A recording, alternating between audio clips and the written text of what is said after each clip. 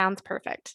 Give everybody a few minutes to roll on in, coming in from other classes and all that other fun stuff.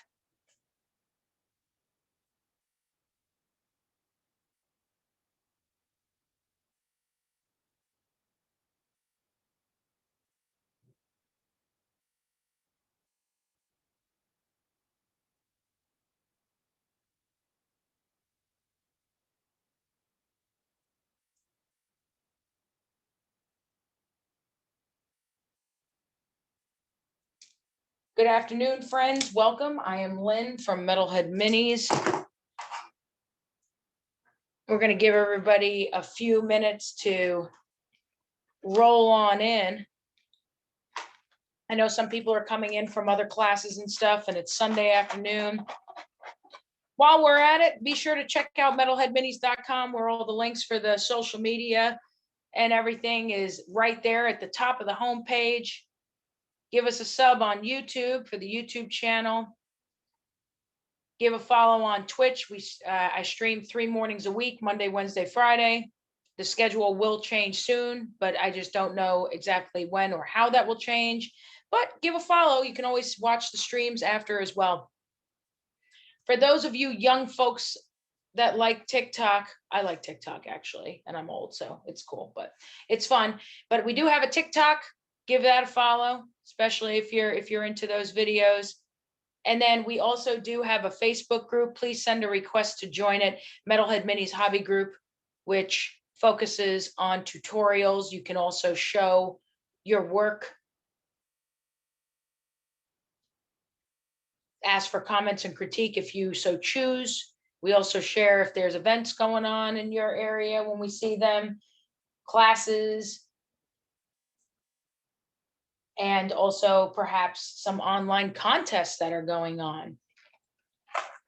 So if you like to be in the know and like to see tutorials, whether it be via video or article form, and you like to follow other streamers, because a lot of streamers also sit there and put when they're streaming, then definitely send a request to join the group, and we would love to have you. And we welcome all kinds of hobby related type, genres. So like say, as it pertains to models. So, not just miniatures, but also scale models, Gundams, historical scale models, which I know is probably no difference between that, but to some people there is. But we definitely would love, love, love to have you. All right, now that it's 3:05, next step on the agenda, in your Zoom invite, you should have received a link. It is a Google Drive link that should lead you to the handout for the class, which you will be following along with. I have a lovely young lady named Bryn, who is part of the Reaper team that is with me today. And if you have questions, she will read them off the Q&A chat.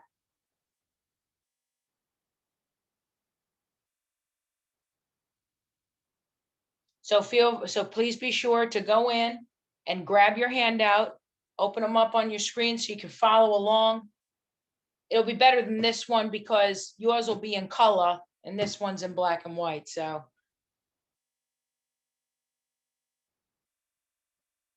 we'll give everybody a second to open up their handouts and such, and give follows and subs and say their hellos and all that fun stuff.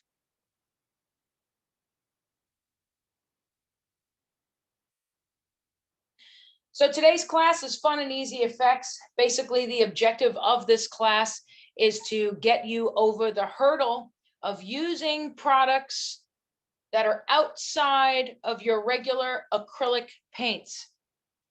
It's basically the gist of it is to get you over that hurdle, go over a bit on what they are, how to use them, and how they're awesome, and all that fun stuff. You would be surprised at how you can use certain things that can help you get a job done quickly and easily with no muss, no fuss, and not having to spend an extra 20 to 30 hours on a model or set of models, as the case might be if you play, say, Warhammer or something, and still get the job done. Especially these days, we're always so busy. We always have to work so much and so hard. So it's nice to know that you can have certain little tips and tricks in your arsenal that will allow you to save yourself time and still be able to have time to play your games, paint, whatever the case may be. So everybody should have their handouts out by now. Everybody should have been given the follows and the subs and the loves and the all kinds of fun stuff and saying hi to each other. So let's get started officially, that is. All the rest of the follow information is up at the top, including an email. You can also go on our website. Our website does have a contact page. Contact page is not just used for getting quotes on things like commissions. You can also use it to ask questions if you so choose. So we're going to start by talking about some products, like I said, and what they are and how they're awesome and all that fun stuff. So here we have, for example, Games Workshop technical paints. They're Citadel, they're known as technical paints. Some are texture paints as well because they are textured. So examples of some real good ones to have in your arsenal would be Blood for the Blood God. And that's because it just has that perfect consistency, even when it dries, of blood. And I'm going to show you that. This is what Blood for the Blood God looks like. And it's just awesome. Blood for the Blood God is great for things like, you know, putting wet blood on a weapon, a pool of blood on the floor, stuff like that. It does dry to a gloss finish. So it's really good for that. Now, if you don't have something like this is not to say that you can't do any sort of blood effects or anything. Absolutely, obviously you can. You could use a red paint, and you can, another good one to use is the Tamiya Clear Red. I know I got a lot of use out of this. The X27 is another good one to use. But say if you don't have either of these, you could use a regular, in fact, a red paint. Here's a old GW red, and then you would use like a gloss varnish, for example. So you could do that too. But just to show you what the Blood for the Blood God looks like, you definitely want to make sure to shake it well. And then I'll tell you about a couple of other really cool ones that there are. Here's what the consistency looks like when you open it. And then when you put it on your brush, well, I'm putting it on the butt of the brush, but just so you have an idea, it's what it looks like when you paint it on. And you see it just has that wet blood. Just it's that perfect color. It's a perfect color, and then it's the perfect consistency for that as well. Another great one that I absolutely love using in way of the GW technicals is Typhus Corrosion. Typhus Corrosion is awesome. Typhus Corrosion is a paint. It's thinned down to about a wash, but it has some grit in it. And there's a lot of really, sorry, it's a little dirty. Let me clean it up a little bit. And there's a lot of good purposes for something like this, not just the whole, hey, I want to put some dirt and grit look on something and I just put a little too much on my palette, but that's okay. You know, maybe I'll find something I can grit up. Okay, so Typhus Corrosion is a dark brown color, greenish, a little bit of greenish in there, and there's some grit in there.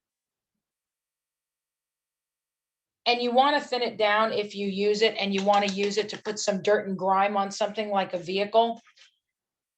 I don't know if you could see in the camera there the grit, but it's very, you know what, if I put focus on, maybe the camera will behave and let me show you here. See if I can get it to focus. Okay, yay. All right.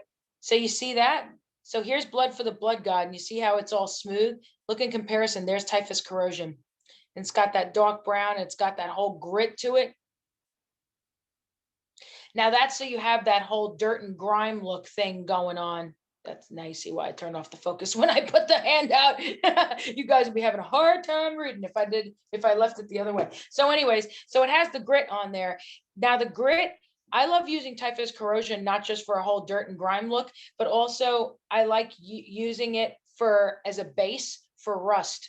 So say if I'm doing a weapon like on this Warhammer figure, I'm going to want it to look dirty and rusty and everything. I would actually end up putting, paint it in silver first, then put Typhus Corrosion in certain areas, and then I'd build it up so that the grit would build. Because when rust happens on metal, it's not like the rust is all smooth. There's oxidation. There's a little bit of crumbly bits around and stuff. It's gritty, it's dirty, it's bumpy and lumpy. So I let that typhus corrosion build. And then after, once, because the base of rust is also a dark brown, and then I'd go in with like your rust colors, brown, orange, whatever, and then highlight up to orange, put yellow in some areas and things like that. And typhus, so typhus corrosion is good. Look, see, and even when I spread my finger around it, all that grit, that's the grit that's spreading around on there. So it's really good for that kind of stuff. Love that stuff. Nurgle rot, that's like a green version of blood for the blood god with the intention of it looking like pus. Now, I'm kind of in moving transition between two places right now. So some of my stuff admittedly is all over the place, but the Nurgle rot, I'm gonna see if I can find that real quick because I think it was right in front of me. Oh, yay, I found it. Okay, good. It's the nylock oxide that I didn't have in front of me. Okay, so anyway, here's Nurgle rot. This is green. And there are other brands that do similar. So like Game Color is one, Game Color and Vallejo. I think their version of this, the Vallejo the game version of it, the game effects is, I think it's Vomit, but I think Vomit is lighter, a little lighter than this. But here is Nurgle rot, and it has that icky color consistency, right? And then we can look at that next to Blood for the Blood God, and it still has that smooth consistency, that shine. It does kind of shine. It does shine to a gloss finish to look like wet pus. Okay, so that's Nurgle rot. Nylock oxide is a verdigris. Okay, let me write that down for you. That's the one I don't have in front of me because everything is kind of all over the place right now. So the Nylock oxide is verdigris, and that is amazing stuff. Love it. And Game Color does have a version as well, but I honestly prefer the GW one over the game one. I feel like the Nylock oxide one's the best one. Now you would use Nylock oxide to do things like weather metal. So say like bronze, copper, you know how it sits there and when it's in front of when it's exposed to the elements, rain and everything, it starts getting that light turquoise kind of color to it. Then that would be your Nylock oxide. Great stuff. The dry paints, those are great for dry brushing. It's a thicker paint, and you would put the brush on there, and then you would use it to straight air, not airbrush, I apologize, dry brush. And that's great for things like basing.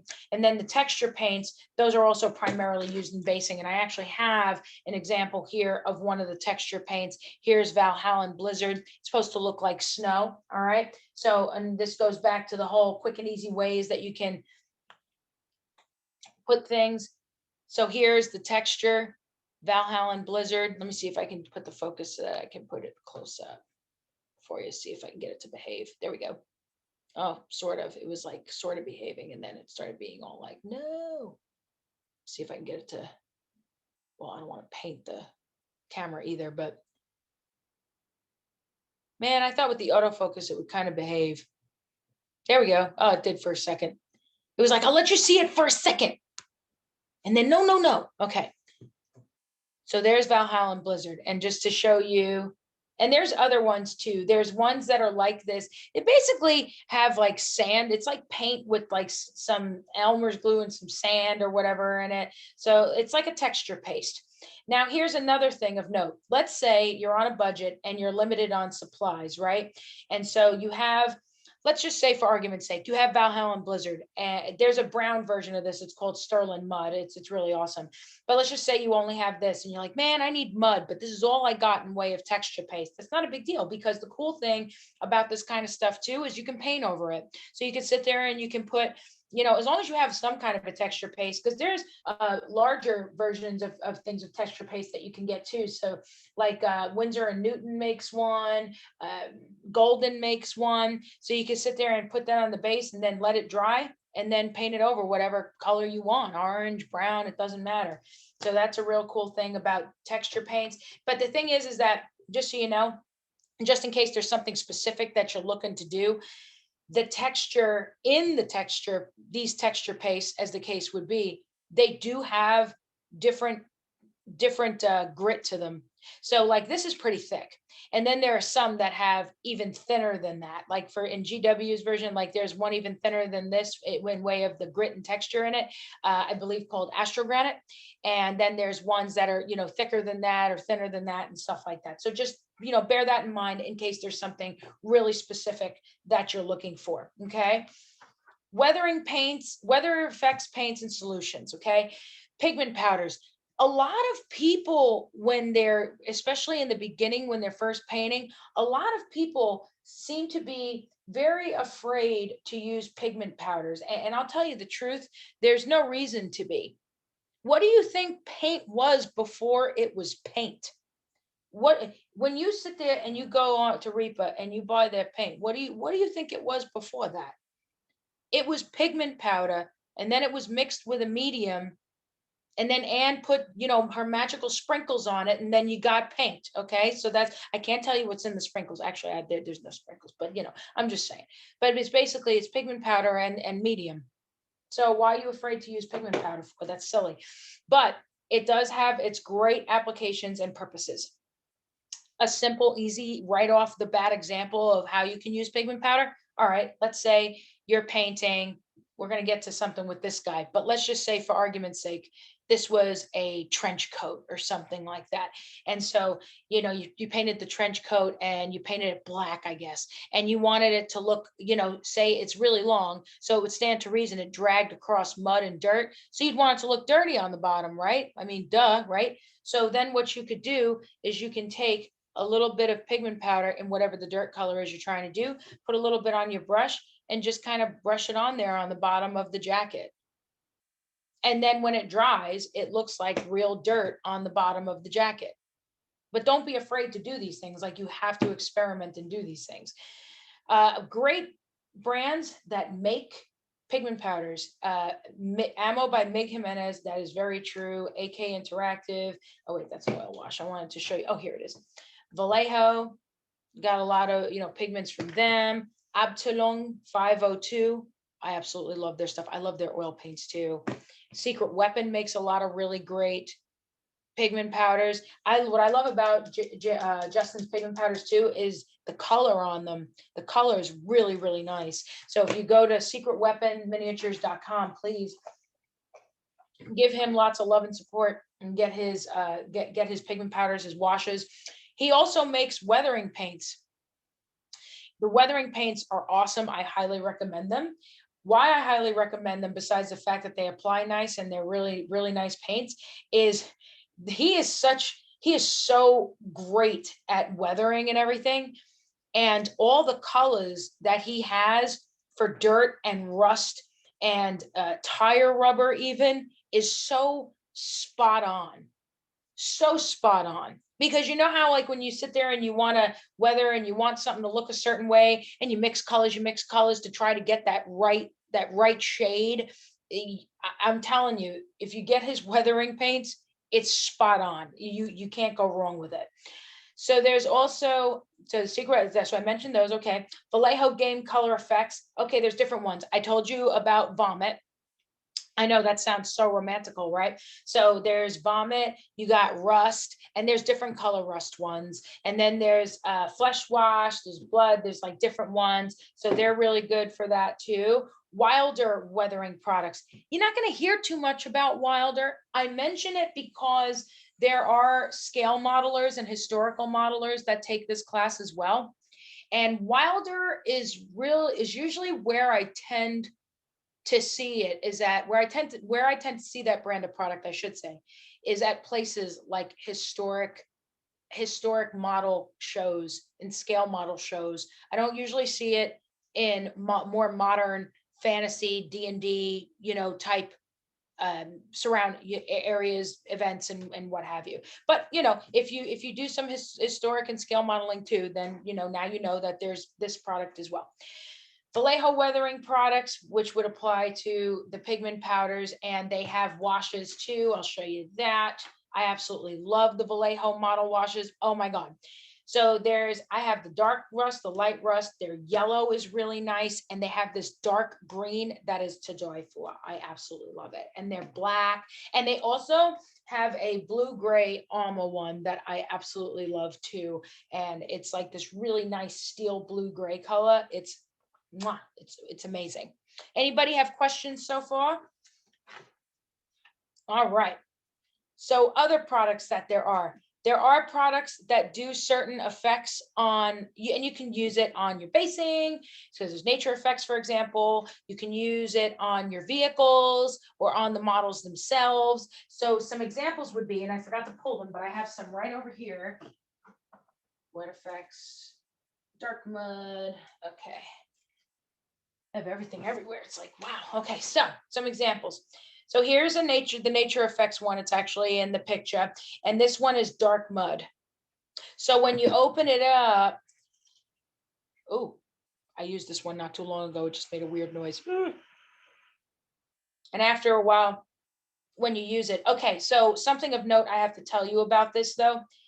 When you use some of these products, these weathering products, make sure you smell them. So for example, this one has like that strong smell because it's an oil, it's an oil-based product. Okay, so it's like using oil paints. This is like an oil wash, basically. It's an enamel. It's like, or it's like it's like an oil wash. Sorry, there's oil washes and there's enamel. Sorry, that's what I meant to say. But this one here is an oil wash, basically. So now it's leaking because of the way I opened it. But with this, you would want to use separate brushes.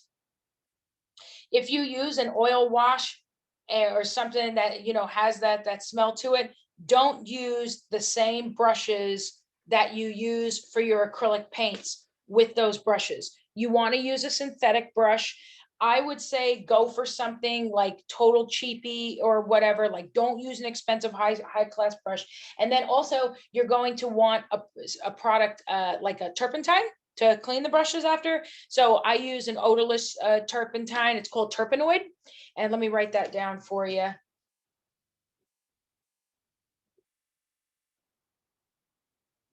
So that's what I use. And that's an odorless turpentine to use for my oil washes and oil paints and stuff like that. So hopefully that info helps you as well. But oil washes are amazing because the finish on them, depending on what you're looking for, is really, really nice. And they stay on really nice too. So here's another one, streaking effects, starship streaking. This has like a greenish gray type color to it. I don't know how well you can see it in the camera. Let's shake it well for you. It's got like that greenish gray, little bit of blue in it kind of color. And that's to do like some streaking. So like you can put it in certain areas, like along the top, and kind of streak it down with your brush. And that's what you'd use that for. And then this, and you could see it's kind of, well, let me see if I can get you to see it this way. Okay. So you see it's thin, little tiny bit of viscosity to it. But basically you would paint it on, and then when it dries, it looks like if you've seen rain, and on like when rain goes on a vehicle, and then after it dries, it just, you could see where there was the drop. It doesn't necessarily leave like a whole outline, but it's like just that wetness that was still, that's left its mark, so to speak. That's what the wet effects looks like. So it's really cool for that.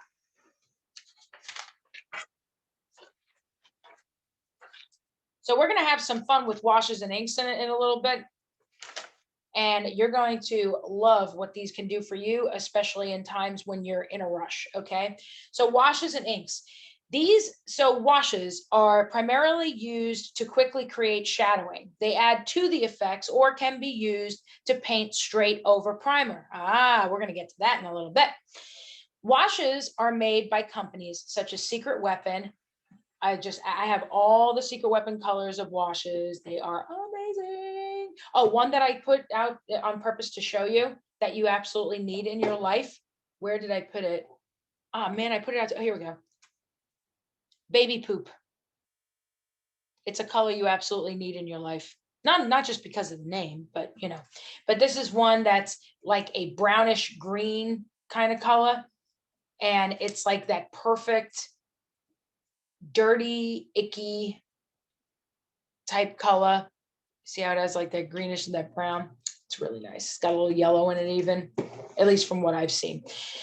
Okay, so made by Secret Weapon, Games Workshop, also known as Citadel, washes, shades, and glazes. That's what they have for Games Workshop. Actually, you can't really get the glazes anymore, but what they did instead was they made the contrast paint, so it's really kind of the same thing as washes and glazes, because they're like washes, and then you can thin them down to glazes. So that's kind of what I use my contrast paints for. I really like them. Reaper does have washes, definitely get those. Vallejo has washes. I showed you some of those. War colors, theirs are called shades. I have some of those. So war colors. This is a company out of Greece. Really nice people. I really like them. They're so sweet. Let me see. There's other colors that I have of it too. Marine shade, which is a dark blue. There's turquoise. There's other ones. Badgers is ghost tints. So if you like to airbrush, and you can use the ghost tints with a regular brush too, but to be honest with you, they don't really apply as well. So this is one. Now I always say you can use airbrush paints with a brush, but to be completely honest with you, this is one of the exceptions. Would be this one, the ghost tints. You would definitely want to use that with an airbrush. Okay, so just so you know, and clean your airbrush out real well after as well, but ghost tints are so great too. Privateer Press P3. Some people have been telling me it's getting harder and harder to find P3, but I'll tell you what, if you do, definitely I can't recommend their inks enough. Their turquoise ink is my absolute favorite. So but if you can get the Formula 3, the P3 inks, I love this red also because the red is very highly pigmented. It's just gorgeous. And then they have this piggy purple that's also amazing. So definitely, if you can find P3, definitely get them. But I am hearing from people that sometimes it's harder and harder to grab their stuff. I've been seeing them still sell paints at shows. So when we all get to be together again at shows, definitely pick them up.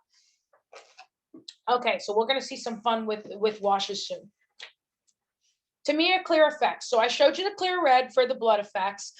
X25 clear green is great for slime effects. I put that somewhere. But mind you, it's a dark green. It's not really a light green. So depending on what color kind of slime you're going for, you know, like ecto cooler slime, then obviously maybe you can mix the green with some of the clear yellow, and then you'll probably be in business. Okay. But here's the green. This is a green that leans towards blue too, just so that you're aware. And you can see the blue on the bottom. Here's another one. There's the clear yellow. That's great for like pus. Maybe you want to put some yellow in the snow, create yellow snow. You can use it for that too. All of these Tamiya clears do dry to a gloss finish. Do keep that in mind. A new product that came out that I wanted to tell you also, Ammo by Mig came out with shaders. And these are another form of with washes and stuff. So just so that you see here, take a little out. That's the violet. The violet is pretty dark. I know I'm making a mess out of these papers, aren't I? I'm like sitting there, and by the time all is said and done, it's going to look like a watercolor project. Okay, so that's what the ammo shader looks like. There's an example of one, but yeah, that's the Tamiya clears. Water effects. Yay, we love water effects. Water effects are made by companies such as Vallejo. Woodland Scenics, that's usually what you'd find at like a historical or what do you call it? A train store or something. And Secret Weapon. Secret Weapon makes a really good one that comes in like this kind of size bottle. So it's great for travel, and it's great to use for like small bases and only if you need a little. So when you have water effects though, be sure to read the directions before. Some are applied and dry differently than others. Another thing of note is that a lot of them shrink. So that's something really to be mindful of. The water effects shrink. So it's not something you're going to want to use the day before you need it for something. So you're going to sit there and you're going to want to have at least a couple of days to work with it. You could sit there and use the water effects, fill it up to the top of what you want, let it shrink a little, build a little, and then, go from there. Usually after a couple of tries, you're good. And also once you get to know the product, it's good too. If you use other types of things for water effects, some of them require mixing beforehand, but just so that you know, that's basically, the gist of it. But water effects is great. Another thing people always ask me about, can you mix paints with water effects? Yes, you can mix paints into your water effects. You can mix washes into your water effects if you want it to look a certain way. You can put inks.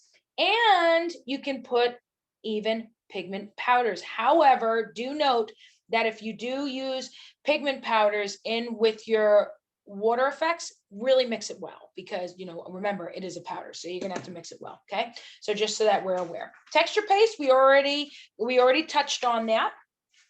And here's some examples. So here's what I was talking about with the Winsor & Newton one. That's the sand texture gel. And there are ones that are different grit. There's ones that are thick, there's ones that are thin, and what have you. So just be mindful of that. Also, Scale 75, for example, has acrylic paste. They have rough, they have ones that are a little less grit to them and things like that. Again, be mindful. Pigment binder. Okay, so if let's say you're wanting to take pigment powder, like we were talking, like something, for example, like this, or something from another brand, basically in its powder form. And actually, let me do this so that you see what pigment powder looks like initially, because I forgot to do that earlier, and I apologize. You see that it comes at what you have to be careful when you open it too, because it's powder, it'll kind of like look like it's smoking up, but it's the powder going into the air.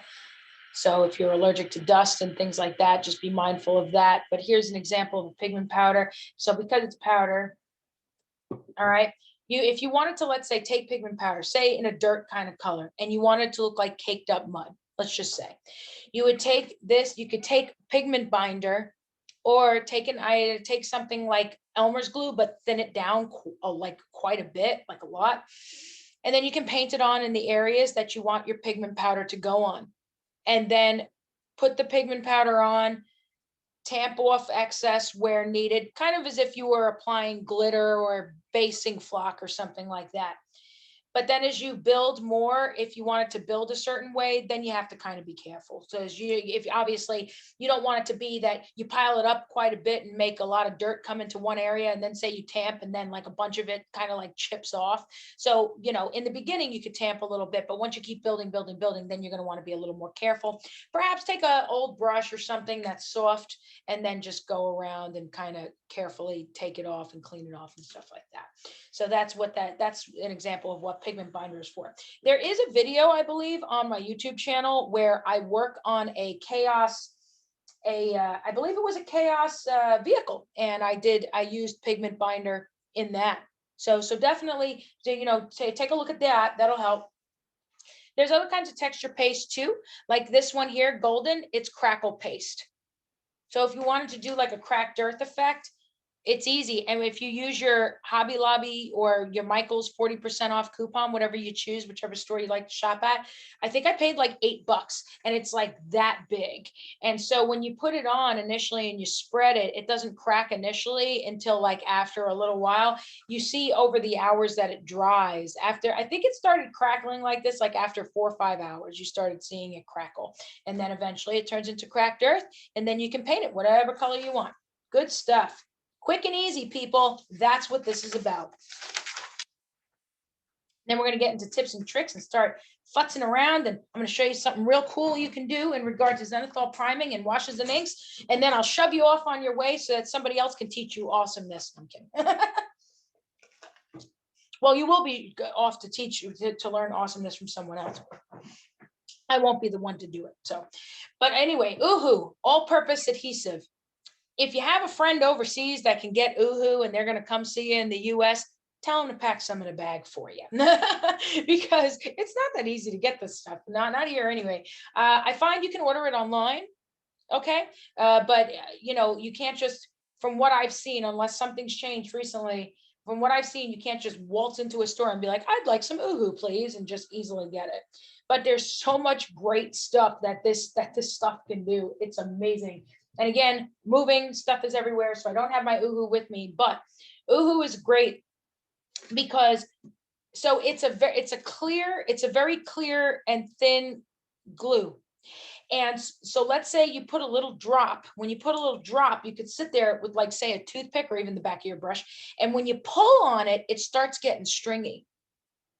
It's like clear and stringy. Okay. So it's great for things. You can create great effects with it, like drool, stringy effects like stringy blood, because you can mix color in with it too. Again, just like you can with your water effects, you can mix with it paints, washes, and inks. I never did it with pigment powders, but I can tell you for sure you can mix it with these.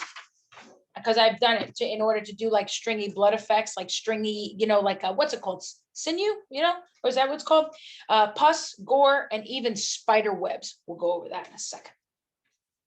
Oh, I see. There's a questione. How do effects with Uhu hold up over time, and how durable is it? From what I've seen over the years, I've seen that it holds up for quite a long time. For example, a friend of mine, Michelle, painted that 5-headed dragon that Reaper's got at Maltracaw, and she did it with the drool on there on all 5 of the heads, and she did that one 4 or 5 years ago at Adepticon, 4 years ago at Adepticon, and all the drool is still holding up. From what I've seen, it's pretty durable. It does move, so it's flexible. It's not like it totally becomes solid once you turn it into a spider web. So do be mindful of that. But I mean, if you don't futz around with it too much and touch it or throw it or whatever, then everything should still stay. Like I said, she did Maldracar, and the drool on it is still holding up, and it's traveled. It's traveled. It's gone to a couple or went to her house, and then she gave it to somebody, got it off her, and it went to that house, and it's all still holding up. So it should be pretty good stuff. So fun and easy. So fun and easy effects, tips and tricks, and something about Uhu is going to be in there that we're going to go over. So it'll be all good in the hood. Quick glow effects. Somebody asked about this. Quick glow effects. So somebody asked, how do you go about doing quick glow effects? What you're going to do is you want to base coat whatever it is that you want to glow with white, as bright of a white as you can get it. I see a couple of you just tuned in. So probably a couple of you are like, oh my God, I got here just in time. All right. So you want the brightest white you got. In this case, for me, I have titanium white, for example. And I'm going to demonstrate real quick on, wait, where was the guy that I was going to demonstrate on? Him? No, not him.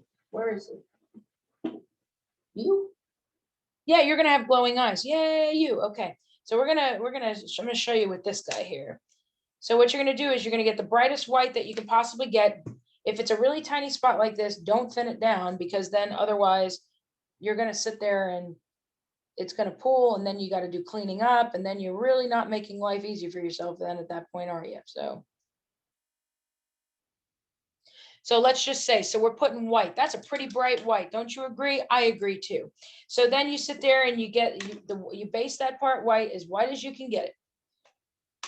If there's any mess up, you can clean up a little bit. In this case, I kind of went over on the eye there a little bit. So I'm going to go in with some Stahl Res Badger Black Primer, which I'm using to do on the cleanup of these guys, because the finish on it matches really well with this Death Watch here that I've been painting.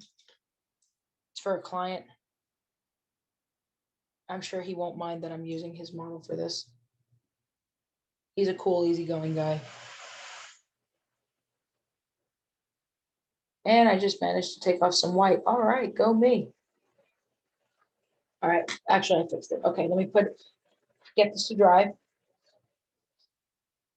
So then what you would use after you base whatever it is that you want to glow in white, and it doesn't have to be like the entire thing. It could be like one part of it, or just the eyes, or an orb, or, half the orb, or whatever the case may be. Sorry to go, but what was that baby poop paint? It's a Secret Weapon wash.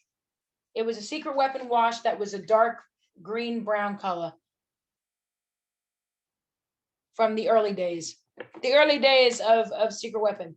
So once you use that, you can use bright colored washes and glazes to wash over the white.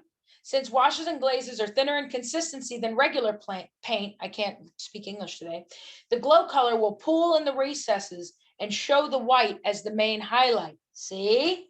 See? So. Okay. I'm going to put a little more white, because I did manage to get a teensy bit of it off in the center, which was not what I wanted to do. I'm just going to leave that like that. So basically, for example, in this eye, there's edges like all the way around. So when I put the glow color, it's all going to pool all around here. But then in the center of the eye, it'll be like light orange to white, which makes it easy. What are you drying your figure in? I've just been gently blowing on it. Would you rather use your own made wash or purchase washed, and why? It really depends on what it is that I'm trying to do.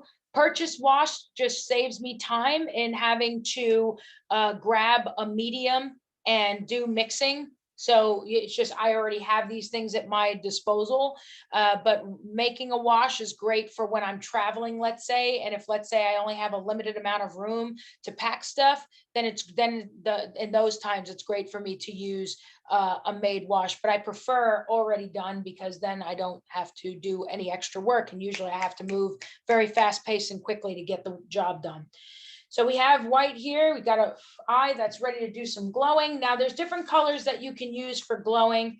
So let's just say, for argument's sake, like for example, scale 75 has some Inktense colors that are are in neon now. So this is Inktense lime. So it's like a glowing green. Okay. And then there's Secret Weapon Wash in green, which looks a little bit more like a turquoise than an actual green. Just red, if you want to do a red glow. I love this one. Oh my God, this one's so fun. Fallout. It's like that total lime color. Yellow. This one's called Sunshine. And then there's a little darker version that's called Yellow Snow. Did I show you orange? Yeah, here's orange. So let's say we want to make his eyes glow orange. You can even do purple if you want also. And some of this also applies to if you want to do things like ghostly effects. So now I'm just putting the orange straight in the pot, on the palette rather. I'm not mixing anything in with it. I'm leaving it plain. And then I'm just going in with the orange and just put that in. And right now it's piled in that area. Let me see if I can get it to focus so that I can get it to show you the eye, because that's the only way. Is this going to behave? Oh my God, now this camera's in a mood. Okay, here we go. Wow, that's like a little closer than you wanted, right? Okay, so typically when you put in that wash, you see it's pulling in the recesses, but what happens is when it dries, it's going to be a little more white around the edge, not around the edge, and more in the center once it pulls to the bottom. Sometimes you put a little too much wash, like it ends up, I kind of did now that I'm looking at it closer. And then you can go in with a clean brush and just kind of suck up the excess. So yeah, that's what I'm doing there, is I'm sucking up some of that little extra excess. So that way it just pools in the edges there. There. It's a little more like what I wanted. Now it doesn't want to behave. Come on, autofocus. There we go. Ah. That eye probably wasn't the best example, but it was what I had in front of me. But anyways, oh, I have another example I can do on that. If, let's say, you sat there and wanted the book to glow even, but you can also use it for glow for object source lighting as well, but we'll get to that in a second. So this is white, and then you can go in and have it also. You would do a little brighter white than what I got going on there, but just so that you have an idea. This is Fallout that I'm using. Oh my God, I gotta clean the top of that bottle. It's got schmutz on it. And then you would sit there and just paint the glowing color on there. And because it's a bright color, it'll show up. And then you can put some on the hands because the glow would go on the hands. And you can do more than one coat also, depending on how bright you want it to go. So washes and glaze colors to try.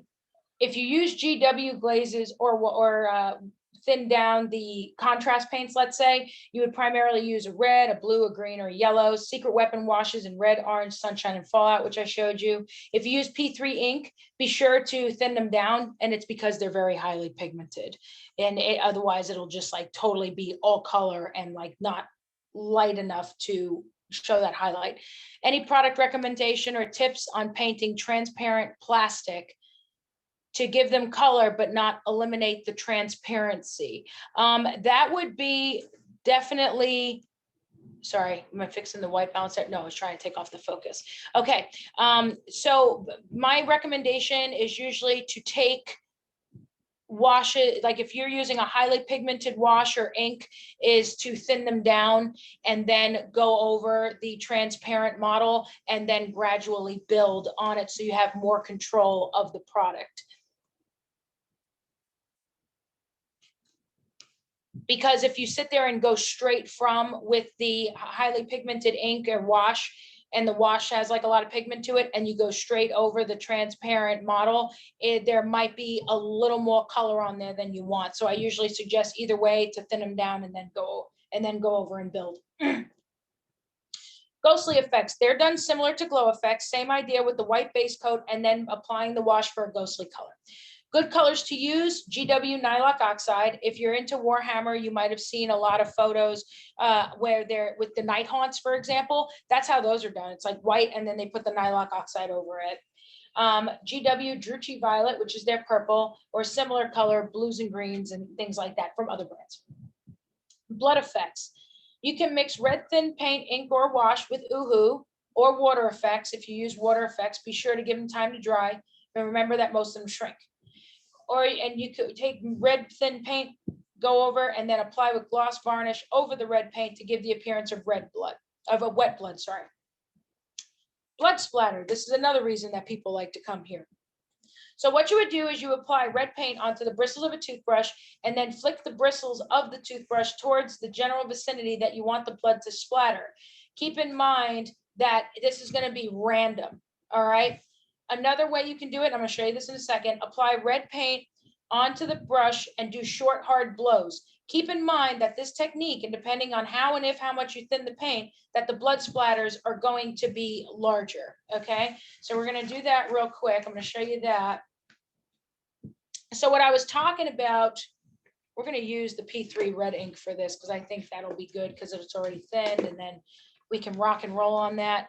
So I'm going to do this P3 red ink, but you can take Blood for the Blood God and you can thin it down and do it. You could take, you know, Pro Acryl transparent red and thin it down, a regular paint and thin it down. That is perfectly fine, but I like that this is highly pigmented. So here's what the examples that I was talking about. Starting with the brush and doing short, hard blows, okay? So you see, I take the P3 ink, I filled it up on the brush. Now I know with COVID, you're probably not gonna wanna do the whole blowing, spitting kind of thing, but that's up to you. You're doing it in the privacy of your home. So anyway, I'm gonna take it and I'm gonna go.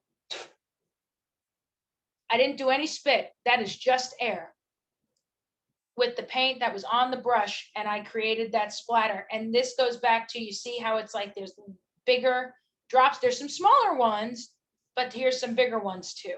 All right, so that's what I was talking about with the short, hard blows. Now I have this toothbrush. It's clean because I used it previously, but this is what I use it for, is for these kind of blood effects. So I put some P3 ink on the toothbrush, and so I'm taking my thumb, I am bending, and you can go over it a few times if you want, see? And you see how, and you see it's more smaller droplets, like sprayed, you know, blood. Someone got their head cut off or something like that kind of deal. All right. How's that? Isn't that helpful? A lot of times when people see that, they're just like, oh my God, it's that easy. I can't wait to paint zombies. So, so if you were looking towards painting zombies, you know, hopefully that makes you really excited. Okay. Quick OSL. Depending on the model and what exactly you're going for in your tabletop gaming quality, there are two ways that you can go about this. You can dry brush the glow light color. The closer to the light, the more color you would obviously apply and the more area that you would cover. So if, say, you have a wizard with an orb, the orb is glowing, then obviously the glow effect. So obviously the bright color is going to be on the orb itself, and then some of that light is going to go along the arm and stuff like that, right? You could also, and this is a slower approach, but you know, perhaps you prefer it because then you have more control over the color. You'd glaze the glow color where the light source would hit. Keep in mind, this technique would require more patience and time, However, the glazing allows you more control. In this is another case where you could sit there and put white where you want that glow to be the most, kind of as if you're doing the glow effects, obviously. So you'd sit there and put the white first, and then you can keep glazing the color over that white and putting it in the general area. And then you'd have to go back in and do some back and forth to adjust the colors, but nonetheless. So as I said here, don't be afraid to use pigment powders. You can take pigment powders with mediums in matte, satin, or glaze. So matte would be totally flat, satin would be in between, and gloss would be shine. So if you want wet mud, you would take the gloss medium and mix it with pigment powder and put it where you want and stuff like that. If you want it to be dry dirt, you'd use matte. And if you want it to be damp, you'd use satin, just to give you an idea of how that would work. Okay. Grain and stone colored pigment powders are great to add in place of grout for bricks and stone and flooring and tile. Okay. So that's another thing that you'd want to do for that. It makes it look more natural. Any suggestions for a good, easy rust effect? I plan to make some mad type stuff in corners I can cut out would be helpful. Yes, earlier in the lesson, I discussed using typhus corrosion because it's a good base rust color and it has grit in it. And then you'd build on it, painting over it after it fully dries with your rust colors, your oranges, your browns, your reds, your yellows, and things like that. So the uhu, okay? So uhu can be done with, so when you want to do spider webs, you can either pull apart cotton to thin pieces, or you can use uhu, which is more fun. So if you are to use uhu for your spider webs, what you would do is you can take 2 toothpicks, take uhu, a drop of uhu, you put it in between your fingers, and then when you break, as you go like this and separate your fingers, you see it get stringy as you go along. And then when you go and make it stringy, you go through with your toothpicks and kind of weave and bob and weave and bob and weave and bob your thin little stringy pieces of uhu, and then it creates, eventually as you go along, it creates a spider web. And you have those 2 toothpicks because it helps stabilize it, and then you very carefully put the spider web where you want it to go, whether it be in a corner on your diorama or, you know, on a weapon rack thing, or, you know, whatever it is that you want it to be. Okay. Sponge weathering, small makeup brushes, that's another thing they're great for, besides to make your foundation blend into your skin. You could take little pieces of makeup sponges, and this is another thing in regard to your question about the rust. It's good for using to create like little rust because it makes the little texture spots really well. You can also do it for dirt. You know, so when you want to sit there and do like dirt, even if you do pigment powder and medium and you don't want to like brush it straight on or pour it on or whatever the case may be, you could take like a little bit in a little container, take a little makeup sponge and just go over in the certain areas, and you can do that too. Okay, so that's really good to do. You can also use it to do show chipped metal in some places. So if you want to show metal chipped, you can take a little silver on a makeup sponge and go on the corners where, say, the paint would realistically chip on something metal. Okay. This was another cool alien basing effect. This one Brandon put in. You would coat the base you're using with PVA white glue, add super glue in random spots, and then hit with a spray of water. And it makes it bond immediately, but as it bonds, it causes it to warp and stretch, so it ends up looking like all alien gooey and stuff like that. So that's a really cool effect to do too. So one other thing I wanted to show you real quick. We have 5 minutes, and that's just enough time to do what I'm about to show you. So say you have a D&D campaign coming up, and you're like, oh my God, I have no time and I need this NPC, right? So this figure here is a little wizard or a little wizard monk kind of guy or whatever that we're going to use. Any tips on making frost effects, such as on windows or steel? I think there's actually a wet effects product that could end up looking frosty when you put it, but I think there's a spray too, and I don't remember what it's called, but that's an excellent question. And if I find what exactly the name of that product is, I'll put it in our chat in the Discord. So this figure here, you see that there's some black and you see that there's some white. This is called zenithal priming. Zenithal priming is an awesome technique to do with your priming. It's because in the cases of if there's a model that you need to paint up real quick, half the work is already done for you. The black primer serves as your dark undercoat, and then the white highlight, serves as your highlighting undercoat. So it takes out that muss and fuss. Now, showing you about with the effects that you can end up doing with washes and inks, this is going to be an example here about all the cool things that you can do. So I'm going to, let's say, I'm going to use Secret Weapon purple, and I'm going to use Secret Weapon in algae, which is like a turquoise, kind of color, like a dog turquoise. And I'm going to put them in my palette, not going to thin them down, just going to leave it the way it is. All right. It's cool. It's cool, everybody. We got this. And what you can do is, oh my God, I only have a few minutes and then everybody's going to be at my house for D&D. What am I going to do? So you can sit there, and I'm taking the algae color. This is the blue. Actually, I should probably put the palette. Well, the palette's kind of messy. So I could take the algae color and go over the model. And you see that because it's a wash, it's automatically pulling to the recesses of the figure in the shadowed areas.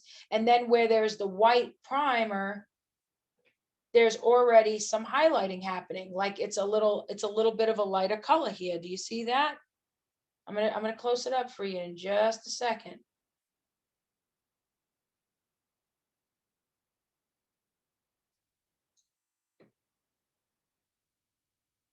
And I'm just going to do it on the bottom. You notice how I'm just doing on the bottom, but wait, there's more. It's because there's some cool stuff that happens here. So I'm sitting there and I'm like, oh my goodness, I need this guy to have some color on him. Ah! And you might need to go over it another coat a second time. Totally fine. While it's still wet though, I'm going to go over with the purple. So this is kind of like wet blending.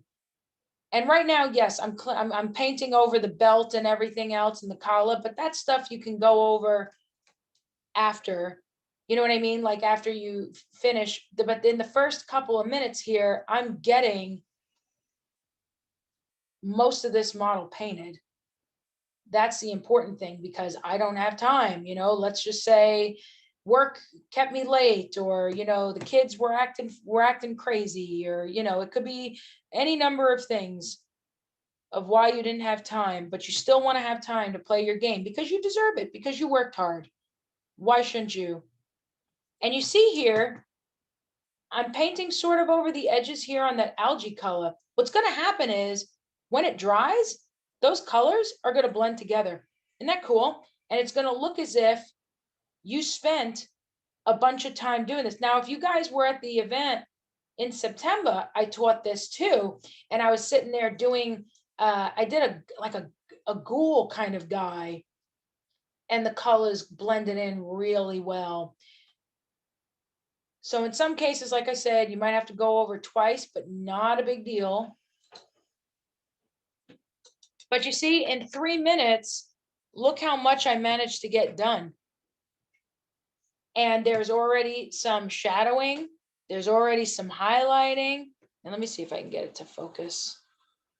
Like I said, I was going to try and do, but I know that with the Logitech, it just... And you can feel free to ask if you have questions. You see that it's wet, but when it dries, it's gonna...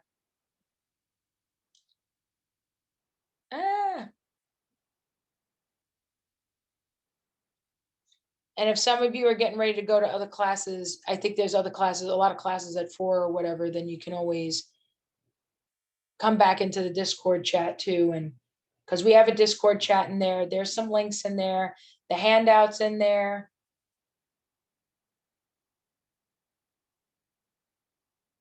But you can do multiple colors with this. It doesn't have to be just the 2. You can also do like 3 colors if you wanted. So for example, I could have done algae and then purple and then, I don't know, yellow at the top or something.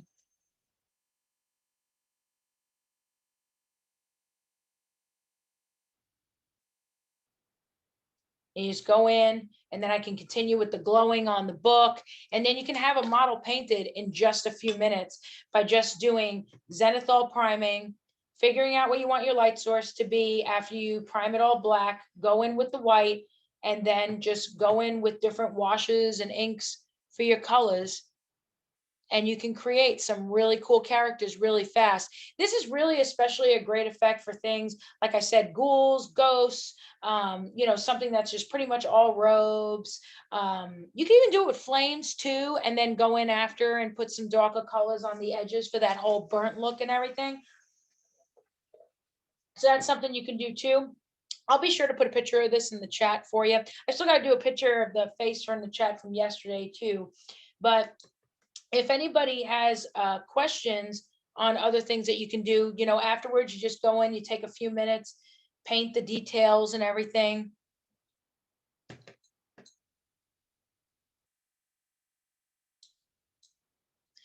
But yeah, I didn't get to see the regular chat, but was this helpful for everybody? Did anybody have questions?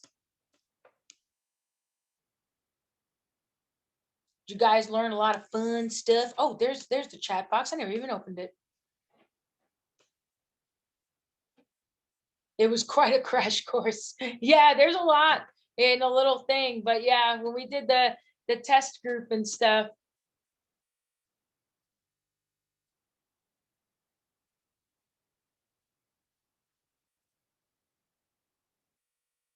Yeah, and then also too, I even what do you call it? Made the class longer.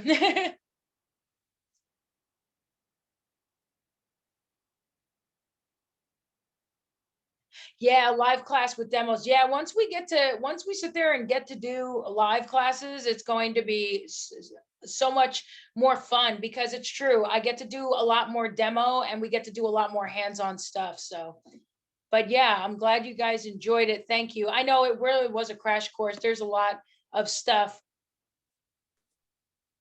We've still got about 30 minutes if anyone has additional questions. Oh, I thought I only put it, what is it, from 3 to 4:30? Yeah, we've got you until 4:30. Oh, okay, because that's right, but there's a lot of classes that are starting at 4. Okay, yeah. I don't know why I sat there and thought that it was just, but yeah, if you guys have more questions and more stuff, you can get Uhu on Amazon. Yes, you are correct. Well, I was starting to see people leave, so that's why I sat there and I thought, oh, okay, maybe I end at 4, and I didn't. But it's because a lot of classes are starting at 4 too. Dragon Pink. Oh yeah. A solvent-free version. Yep, you can use that. Everyone needs more glowy stuff. Yeah, Bombay ink, Liquitex, PH Martins, those are really great too. Yep, you're absolutely right. Those are great. And actually, what do you call it? Those what was it called? The FW inks. Those were on sale at Hobby Lobby a while back for like $1.50 a piece.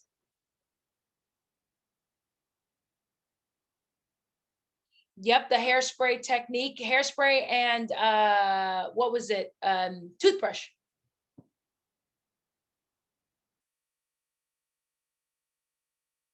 Oh, thanks for putting in the Discord link.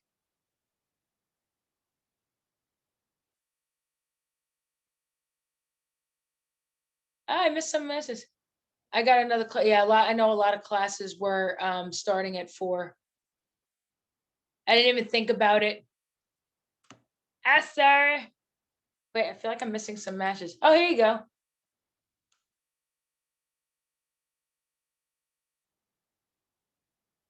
All panelists and attendees. I didn't type anything, but I'm missing messages. There are 2 questions in the Q&A. Okay. Oh, I just found, well, one's just said thank you. Is there any chance you could show some of the effects on the side of the paper? I do not have a code for the badges because I missed out on doing that. I thought I just didn't get one, but I missed out on doing that. So some effects on the side of the paper, yes. Answered that. Let's see. Did I answer everything else? Oh, Mad Max type stuff. Cool. I figured that's what you meant when you said mad. So how well do these effects hold up after clear coating, or is clear coating bad for this stuff? No, you can clear coat on it. That's totally fine. Is an ink and a wash just the same thing? No, usually inks are more highly pigmented than washes are, or even more highly pigmented. The badges, oh, those codes were for stuff like emotes. So supposedly there's like emotes that you can do on for the Discord, and I missed out on it. There's just been so much going on and I didn't even see, you know. So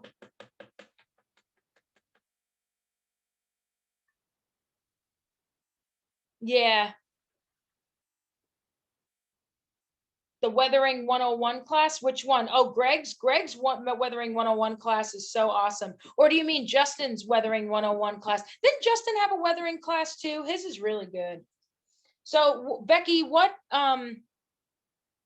you get them for going people's and visiting different parts of the Discord. Yeah. So what effects were you talking about, Becky, for the side of the paper, since we still have a few minutes? I didn't realize. Justin was right before yours and he covered salt and hairspray for sure. Yes, he's gifted at weathering. I'm telling you. Yeah, there's going to be, if you missed any of the classes. Yeah, I can't wait to see the YouTube videos. That's going to be so awesome. So I was saying about, okay, so this basically applies to glow effects, ghostly effects.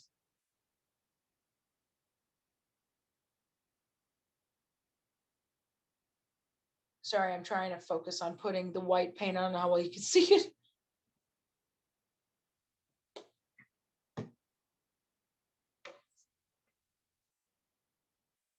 Let me move this chat box over so I could see, because I didn't even open that chat box the whole time. I had the Q&A one open, but not the other one. Okay. So hopefully you can see that there's a little bit brighter white going on here. Okay. But here's the thing, since there's no edges for this to go down, you know, it's going to be hard to see, but oh wait, no, I have some fallout here.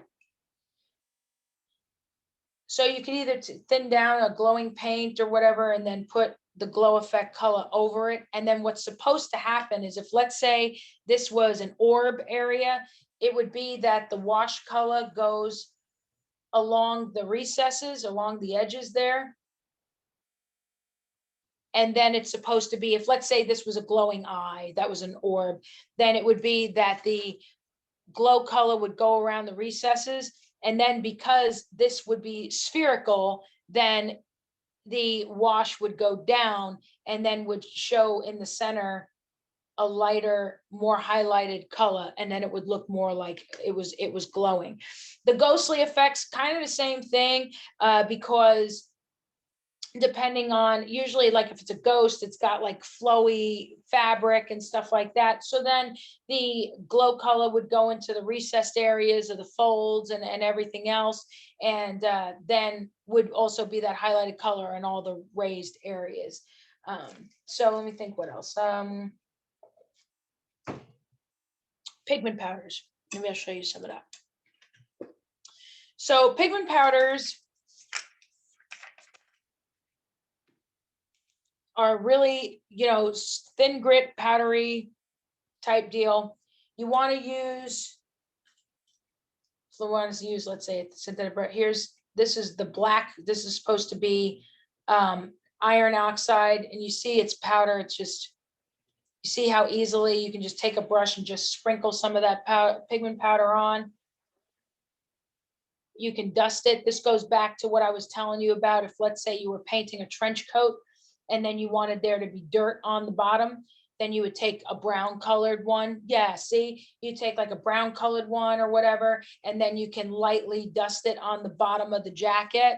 And you see, it's still it's still on there. It's not like really thick on there, but it's there, you know, and then so then you can just take more and you can build up on the surface. And then as you go along, it gets a little darker, just a little, not a lot. But if, let's say, you wanted to go really all out or something like that, then you would take a pigment binder, which could be, or you can do something like take Elmer's glue and then put, I'll use a brown this time so that way you can see.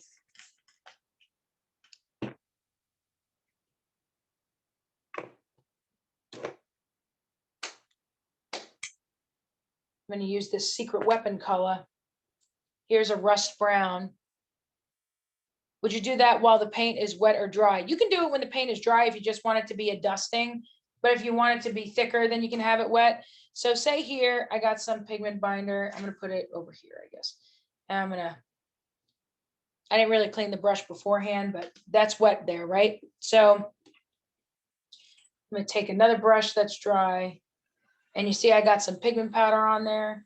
And let's say I could dust it on here, tamp in the back there, or maybe I want it to be moved around, you know, kind of dirt and rust, and then just while it's dry, while it's wet rather, sorry, kind of spread it around, and you see how it comes on there darker.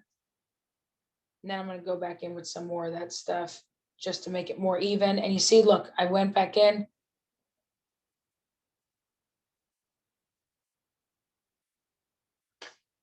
Yeah, it is like scuffy, right? And then it's still wet. So I want to put, let's say I want to put more, maybe I want to make it look like dry mud or something. Because this stuff that I'm using right now dries matte. So like it would dry like dry dirt, you know? And then I put some, and then I can kind of take the brush and kind of tap on there, and, you know, because it really depends on what kind of look you're trying to go for. You know what I mean? So then another thing I was talking about was taking a medium, what's this one? Acrylic resin, this could work. Some acrylic resin for pigments. And let's just say, this stuff can be pretty potent. I think this, no, this one's just like the Elmer's glue. This one's thicker though. So say I want there to be like mud or whatever. And I'm going to put some there. I'm going to be like, oh, yeah, buddy, that's the stuff. It's all icky, I know, but let me clean that off before that causes a bunch of mess that I don't want to be involved with. And I put the cap back on real good, not like I did with the other stuff that now is like a mess. All right, so now I got this stuff, right? And I got it, and it's all thick. Oh man, look at this. Oh boy, you know. And then I could take pigment. Let's use, we can use both. Let's use rust orange, rust red. Let's see, that one's like brighter too. I'm massively hard of hearing. What's the name of the binder? This one was MIG acrylic resin, but it's thicker than the other pigment binder I typically use. Vallejo uses a pigment binder that's thinner. Or you can take Elmer's glue, like I said, and thin it down quite a bit. Snow, you can use Citadel's Valhalla Blizzard, and that can create snow. You can take cotton. You could take, I mean, the cotton is more like something I'd use for like the train sets or something like that, not so much for the models, but it depends, you know, it just really depends on what you're trying to do. But yeah, I would use Valhalla Blizzard. You can use Elmer's glue. There's Snow Flock you can use. Yeah, Gale Force 9, Woodland Scenics, absolutely, absolutely. So I'm taking some of this, the thicker pigment binder, and I'm taking the pigment powder and I'm mixing it in. Because, and you want to, when you sit there and let's say you're doing a diorama, I strongly suggest doing this in a separate spot, because the last thing you want to do is do it on your diorama, and let's say you don't get it to the consistency you want, or it's too thin, it's too thick, it's too whatever, and then you're like, oh my God, I just ruined my thing. You don't want to do that. But if, let's say you're doing wet mud, and you're using pigment powder, I mean pigment binder, like, you know, this or thicker or thinner or whatever, then you can, and mind you, use your junky brushes. Don't use your good brushes for any of this weathering stuff. Yeah, I love their products too. Yeah, I use glue and salt for snow. Yes, you can. Yes, you can do that. Absolutely. So see here, it's thick, it's icky, as the case would be. But you see there, I'm trying to get it to with the, oh wait, let me do it with the autofocus. Maybe it'll actually behave for a moment. There we go.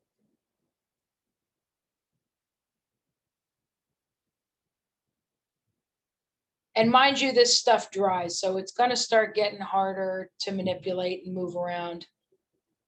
Thank you. I have some Army Painter Snow and use thinned Elmer's. Anything goes really, but it will go everywhere. Woodland Scenics has lovely things. Yes. The salt will turn yellow with age after a while. Yes. Recommend for someone. Are there items you've talked about that you would not recommend for someone with bad lungs? Probably the Uhu. Probably not good for people with bad lungs. I have bad lungs and I use it, but I don't use it like all the time. So for me, it's like not a big deal. Be careful with whenever you're airbrushing, wear a mask. You should do that anyway, but especially if you have bad lungs, even more so. Don't use aerosols more than you have to. Oil washes and turpentines, you know, be careful with those. You can use them, just maybe wear a mask. With any of this, definitely get safety equipment. Respirators are your friends if you can use them. Yep.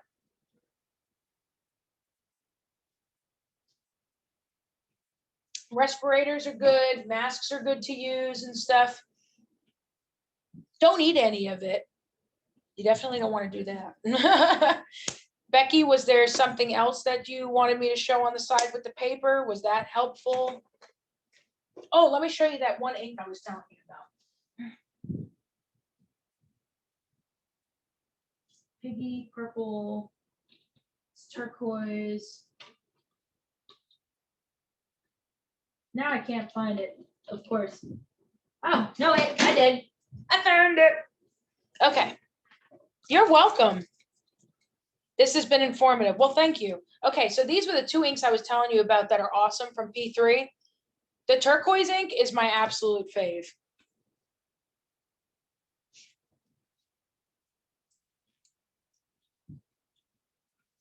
Look at this turquoise ink. I know I so made a mess of this handout. Don't even get me started. But look. Isn't that gorgeous? Look at that color. I know, right? So that is like one of my absolute favorite inks, like no joke. And then here's the piggy purple. Hold on.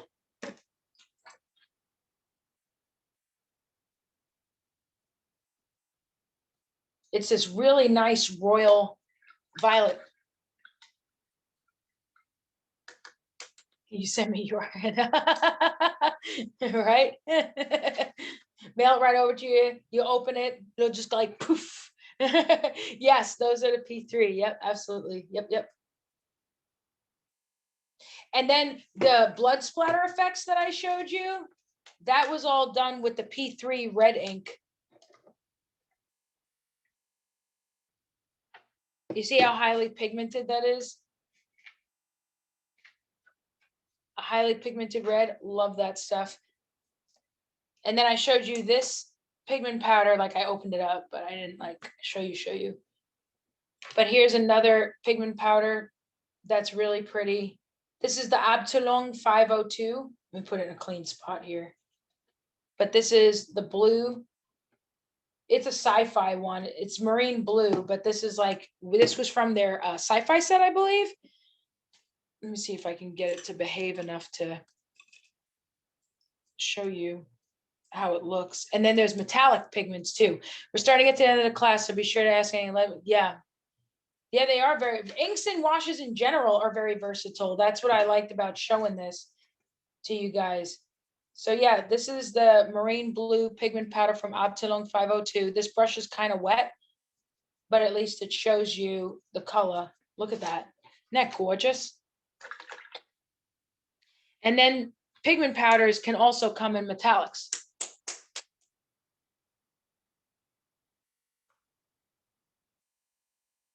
See that?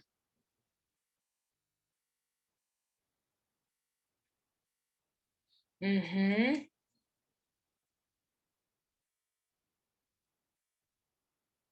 So here's the metallic one. And I have different color metallic ones. Like there's ones that you can get in black metal and silver, in copper and bronze, in any metal color really. But isn't that gorgeous? She like goals, right? But yeah, that's also from their sci-fi fantasy. That blue one, this is the Abteilung 502. I think this is from their sci-fi fantasy set. There's a set of they have their pigment powders in sets. I mean, you can get, I think you can get them individual too, but this one comes in a set from the fantasy sci-fi one, and this one's marine blue.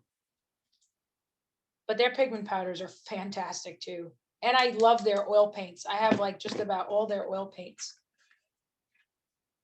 So does anybody have other questions? No. Actually, let me type it here. Actually, now that I have it set correctly. Hold on. Abteilung 502. That was it. Oh, separate the word and the number, by the way. Haha, silly me.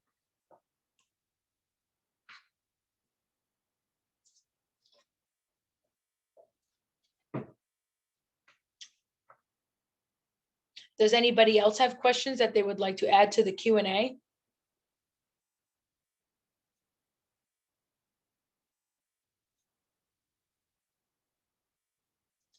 Oh, you're welcome. You're welcome. I'm in happy overload. You're so sweet. Yeah, that the people who left at Forge, shame them for that they missed out. And I'm kidding. I'm playing. Thank you. Thank you. Indiana thanks you. Well, good. I have a lot of things to thank Indiana for too. Shaming with permission. Yay, I know. I thank you, but my wallet doesn't. Hey, I'm sorry. It's my job to tell people what's going on, man.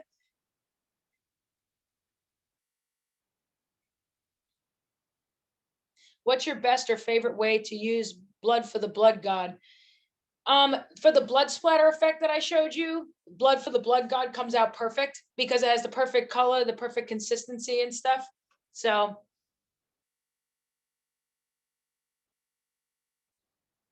oh, really, Michael? I'm sorry. But yeah, that's what I like to use it best for is like blood splatter. I wish I'd registered for more of them. This helps so much. Yeah, the classes, man, if you guys were at the event in September, that one was like really hopping too. There was like a lot of really good stuff. But I know March is kind of a weird month for some people too. Yeah, you were there for the September one. Yeah. September seems to be easier for people to do stuff sometimes, especially because it's not too far before the holidays. Oh, you did. That's a good idea to start classes on, especially, never turn down free education. Becky, keep paying attention to the Reaper FB page and forum. There's a lot of help there. Yep, that's very true. A lot of people share tips and tricks and tutorials there too. A blend of in-person and virtual. Yeah, that's true. I wonder how they would do that. I think a lot more events are going to do that. If live, will you be there? Yes, we usually go to ReaperCon. It's only 5 hours for me, so I think Gen Con isn't going to happen this year. I haven't heard anything yet, truthfully. Well, except for that they want to have it in person, but it's not guaranteed. So I don't have a confirmed anything right now. We teach school in person and online, so why can't everybody else? Oh, I agree, but it's a matter of I don't, how would it work? You know what I mean?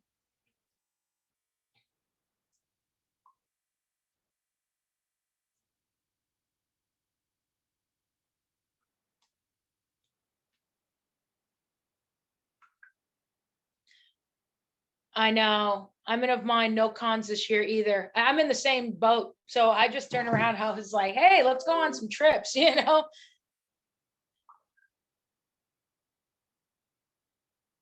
Ask local teachers. Oh, I know. Nope, I know. I've been watching with my kids' teachers. I know it's so much for them to keep up on. I feel so bad. Do you feel like it's harder for you to keep up on all of that? Because I mean, I can understand how that would be. Off to dinner. Yeah, have a great dinner. Overwhelming. Yeah, I figured. I figured. I can imagine. It's good to hear from you again. Dean and Linda Martell. Hey guys.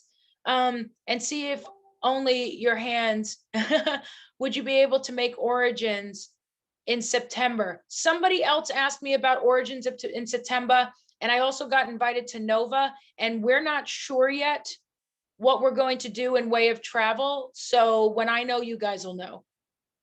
Thank you, Tracy. Because we also want to make sure it's going to be safe for everybody too. You know, we don't want to just go around, willy-nilly. Do you do Gary Con? No, but I would like to at some point. I want to do like more different cons. I do 18 to 23 conventions a year pre-COVID, but I mean, I want to do other stuff too.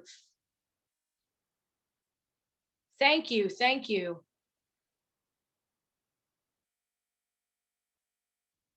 Painting I in Philly in 2019 and had a great time. Oh, thank you, Lance. Great. You're welcome, Natasha. Does the class include room and board? Oh my God, Nathan. Are you talking about LVO? Oh my God, that's been like such a long-standing joke. Yeah, Nathan, I know which one you want then about with the LVO. Oh my God, hysterical. Funny. So what he's talking about is a funny story that some of you don't know about, but it's really funny. Basically, one of the years that I was teaching at LVO, I went into my classroom, I started setting up for class. All of a sudden, a guy just pops up behind me out of nowhere, and it ended up that he was sleeping underneath the table in my classroom, and it was really weird and awkward. And I was like, hello, sir, are you here for the class? And dude just darted out the emergency exit door, acted like he was talking on his cell phone. He wasn't. But yeah, I had somebody sleeping in my class. So everybody started joking and saying, does the price include room and board? And, do I get a free night? Whatever. So that's where that joke came from. But thank you guys so much for joining my class. Yes, I've had a lot of weird stuff happen to me over all my years of doing conventions and teaching and stuff like that. So everybody will tell you that if it's something weird that happened, they'll be like, that sounds like something that happened to Lynn. And then it will end up, it was actually very true. So thank you so much for joining. Please be sure to give a follow. If you have additional questions, feel free to message, whether it be on the website or in the Discord. We have that Discord channel going on. I'll put that painted example thing up there. I got to remember to do that. So that way you guys can see a better close-up of it, since my autofocus didn't want to behave.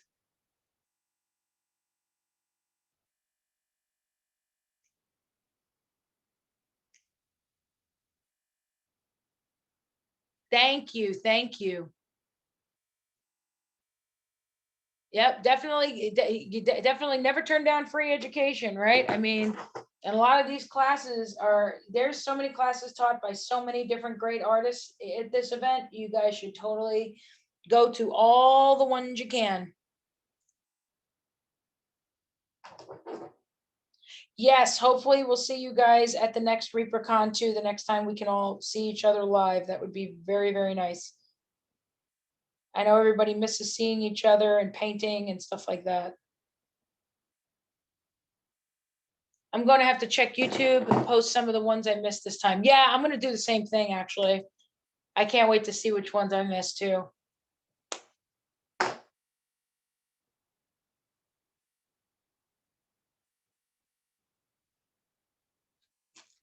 Thank you so much. You're welcome, Miss Becky. Don't let them overwhelm you in class there.